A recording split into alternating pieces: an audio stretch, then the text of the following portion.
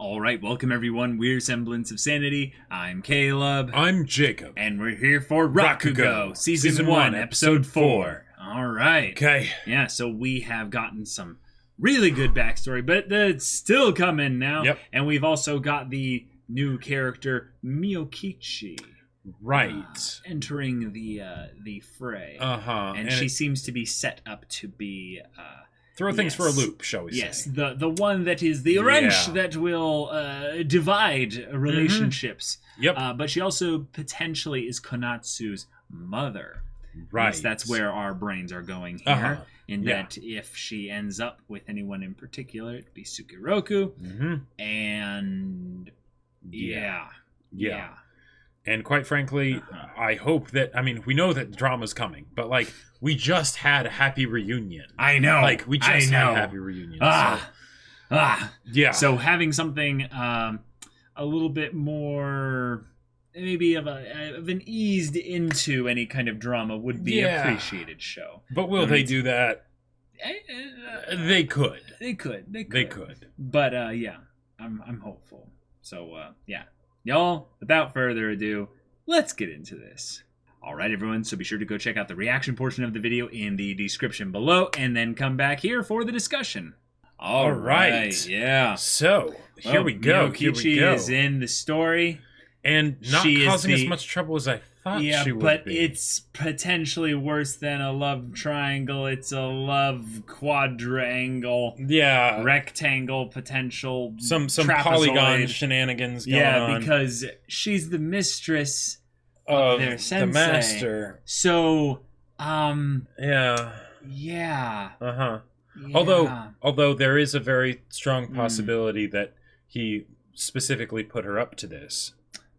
Which is another potential angle on that. But yeah. But still, yep. It doesn't matter really at this point, because we're thinking about this in the long term of where the story ends up, which is that Sukeroku ends up dead. Yakumo, aka, our boy Kikuhiko, he ends up all kinds of depressed and, wounded and, where he's at. And Konatsu is left alone. So this whole thing there's layers here. There's so many potential layers. And now Miyokichi, she comes into the story. I think we'll give her kind of the first overview bit here, because she's kind of the big part of this episode, other than the dynamic between Sukeroku and Yakumo, now that they are both in a little bit more of an independent state, and it changing at certain things. But she kind of comes in and strikes me a little bit of a creature of chaos. She kind of, only a little bit. But because the thing is, that's where these things start usually. Yeah. But the thing is, like, it's not like given how the previous episode left off of and then so and so appeared, and it's almost like it felt like one of those, and then the Fire Nation attacked, right? Like all happy, and then suddenly this happens, right? Right. And yet there isn't anything as immediate and obvious, I would say, in this episode that is the explanation and the reason for why, of course not. That statement was given. But it will get there. But it has to get there at some point, because they said she's the reason for why a lot of things fell apart. So I think it might be maybe a bit presumptuous to blame everything on one person. It's it takes a lot of people to... Takes two to tango. It takes two to tango, but if she's the instigator of it all, that fits the creature of chaos kind of thing. Sure. Where she enjoys somewhat kind of going in and wrestling things. And the way she treats Kikuhiko, which I gotta say, hits a little close to home for me with regards to certain memories. I remember multiple times where I wasn't that really interested in, girls in that way. Not in a way that I wasn't interested in women in general, but I wasn't interested in girls that came after me that way. Sure. And that was more because I was busy focused on my own things, and also just dealing with my own social anxiety. So that kind of forwardness was something that just got me all anxious and stuff like that. and there was someone who, you know, wasn't like really forward or anything, but kept kind of trying to get an inch here, an inch there, an inch there. And you know what I'm talking about. Like that kind of pressure, that nagging, and that kind of like wearing someone down. And I could have just said no and left and stuff, but my physical biology is working against me, and I, you know, would end up essentially just kind of having to deal with that. And it wasn't until like I had dealt with it for a good period of time that I was like, okay, enough. And I just kind of split up, and then she stopped pestering me, basically. But Kiko is, I think, an even worse situation than I was back then, because he's got a lot of other stuff that he's doing, and he's got his own, you know, personal issues that he has to handle. And it almost seems like she's not even really going after him necessarily because she likes him, but more of like that he is the antithesis. Yeah. You know? Yeah, exactly. So like, he doesn't go after her is the thing, right? Yeah, he's the challenge for her. Yeah, exactly. He's super straight-laced and takes everything super seriously, right? Yep. And you know, so that's probably one of the reasons why if you know his master did put her up to this, that she decided to go along with it, because you know, get the guy to loosen up, right? Yeah. But then from her own personal desire standpoint, it's, oh, this is different, right? Yeah. This is practice. Okay. This is a fun little game, you know, where he's, you know, because I can imagine in her situation, it all feels very samey at a certain point, right? Oh, sure. Because of, you know, the position that she's in and all that stuff, and so, you know, then here's this young kid who is also very reliable, so she feels like she can depend on him for things, and maybe, you know, open up to him a little, but then at the same time, you know, hey, you know, okay, like maybe I can get this guy to dance to my tune, you know. Sure. He is younger. That doesn't mean too much when you're all adults around this age, but that should be remembered by 5 years. There's also this other aspect here that I find rather interesting, is that the one time he kind of positively responded was when she affirmed him, which is something she's probably trained to do specifically. Yeah. But, I realized how not affirming in a lot of ways Sukeroku is. Oh. In that she might end up actually fulfilling a good need for Yakumo. Sure. Yeah. And that is being someone who is a source of affirmation, a source of respect, honor, or what have you. And while I would say Sukeroku totally cares for Yakumo, he really does, he seems to have a little bit of a disrespect streak going on here that's getting worse and worse. And usually these are the kinds of red flags that basically you don't put up with this over the long period of time. You basically get them to commit to being like, hey, you know, are you going to shape when it becomes up? When it becomes a more serious issue on the simpler stuff, a lot of times, you know, it's sort of like, not worth the trouble, you know, for people for rent. Oh, yeah, okay, no, not for rent. I was more meaning for like the, you know, hey, you know, can I? There's spectrums, yeah. Right, totally. yeah, exactly, and yeah, exactly, and Sukeroku is such a polar opposite of Yakumo in that, you know, Yakumo's, you know, takes everything super seriously. Sukeroku takes almost nothing seriously, right? Yep. And there's the whole idea that he could also potentially not take Yakumo seriously. Yep. With not just the idea of like the rent and things like that, but you know, his feelings and where he's at and all of that stuff. Like, you know, begging him for drinking money. And there comes a point where it's like, hey, no, this is actually important to me. I don't want to be doing this for you because it is, you know, like if you were also paying rent, I wouldn't have to work quite as much. And then I'd be able to practice more on my Rakugo, and then, you know, maybe I'd be able to do a little bit better in the professional scene. And the whole thing of like, hey, there's this thing I want to do. Will you come do it with me? But then like renting out a place, it's like how much of that would actually be Sukeroku renting out the place versus just Yakumo renting out the place, you know? And yeah. I see it as a classic example of a friend using another because they can get away with it because the person is allowing them to. Right. And there's the idea that from their perspective that they, you know, it's probably not anything, you know, malicious or anything like that. It's just that, hey, you know, I kind of go with the flow, sort of, you know, he's not meeting any resistance. Yeah. Right. And he's not meeting any resistance. So it's all good fun, right? There's no issue here, right? You know? Yeah. Yeah. It's just one of those situations where when you're a third party looking in, you can easily spot the dysfunction, but when you're in it and it's you, it's very hard to notice the dysfunction because you're either you've been living with it for so long that you don't care, or you have so many other things that you see as such a higher value that you excuse tons of dysfunction and because it doesn't matter to you in the grand scheme of things. Right. And oftentimes the dysfunction doesn't necessarily have to turn to a point of serious dysfunction because everyone has their own little idiosyncrasies, right? And when you get to a point where you can jive with someone despite those idiosyncrasies, that's where you know you've made a really strong connection, right? For sure.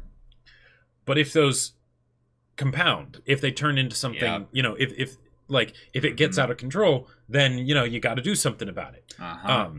Definitely. Yeah, because I'm sure Yakumo would have absolutely, and you know, the paying thing is just one example, right? You know, but like, yeah, you know, paying for his tab, you know, every once in a while, yeah, sure, you know, why not, whatever, right? But when it's like, okay, I do have things that are important to me, and you know, and then things with just like positive affirmation, right? Yep. He's constantly talking about not necessarily speaking it out loud, but Sukeroku is constantly getting the positive affirmation from Yakumo, you know, because he sees, like, you know, that he's enjoying it, you know, that he did a great job and whatnot. I'm talking about also how, like, he's not giving it back to Yakumo, though. Right. Mm-hmm. Okay.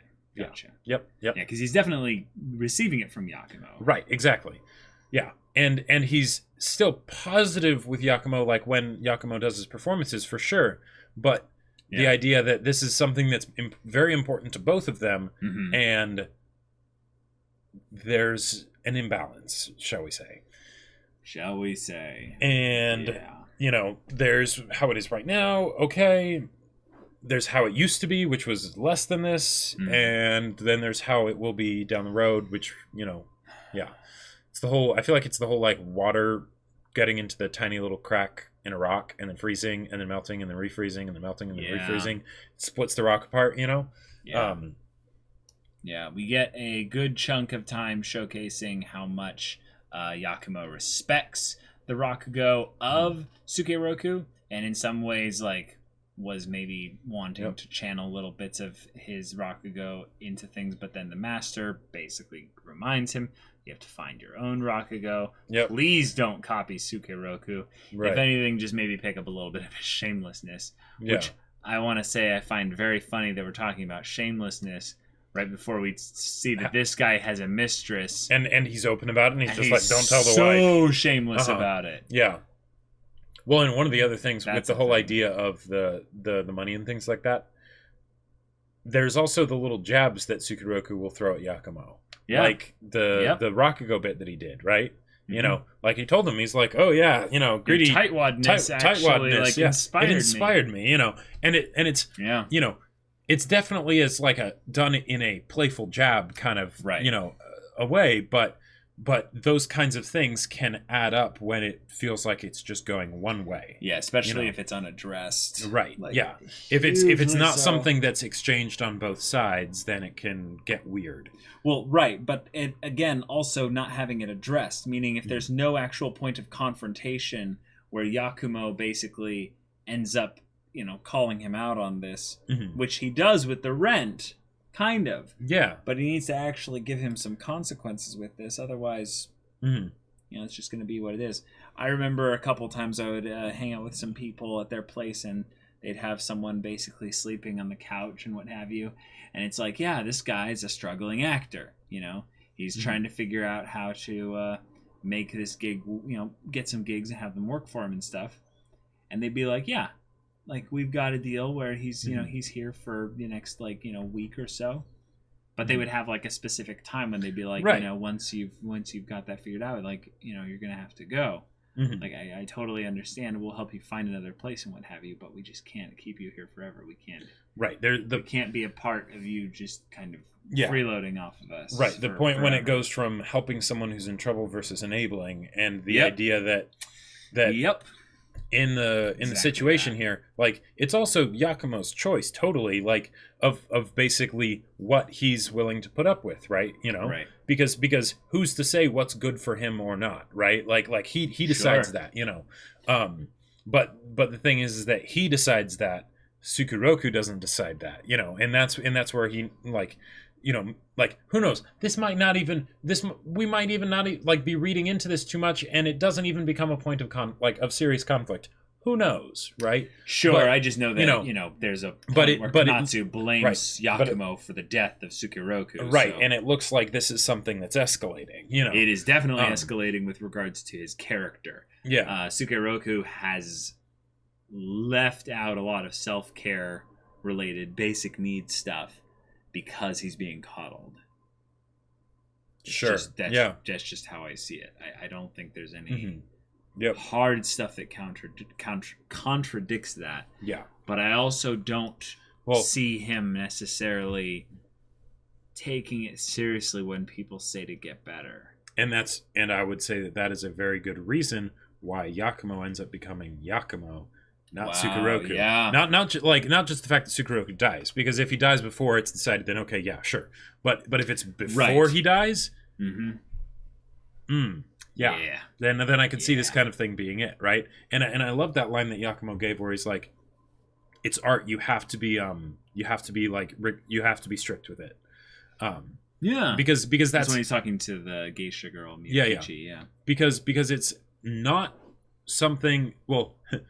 It is absolutely antithetical to Sukeroku's whole paradigm, right? Yeah. And yet it is something that's very effective, but still, for the purpose of Yakumo, it actually is also holding him back, you know, because he has that cover. He's got the rigorous discipline, but he can't just have that, right? Especially if he's going to do the erotic. Exactly. Yeah. It comes out stale. So, Yep. Okay, so we've got our situation here. We've got Miyokichi into the story now. We did a good Rakugo bit within the Rakugo episode. Oh yeah, that was great. That was super so much fun and is really entertaining, and I really liked the story. I was following along with the visuals quite well. Samurai gets into the mud, and he immediately pushes off real quick into the water. That was awesome. Samurai, now you Samu die. Yeah. And then it's all a dream. It's all just a pleasant dream. It's all a pleasant dream of him all just being just like nestling his ball sack. You know, Yeah, I'd totally cheat that guy out of money. Yeah. Oh man, that was great. You thought those were money bags. You might want to get those checked, buddy. You know, swollen stuff down there. It was no good. Yeah, 100 Rio. And it was cold out. Yeah.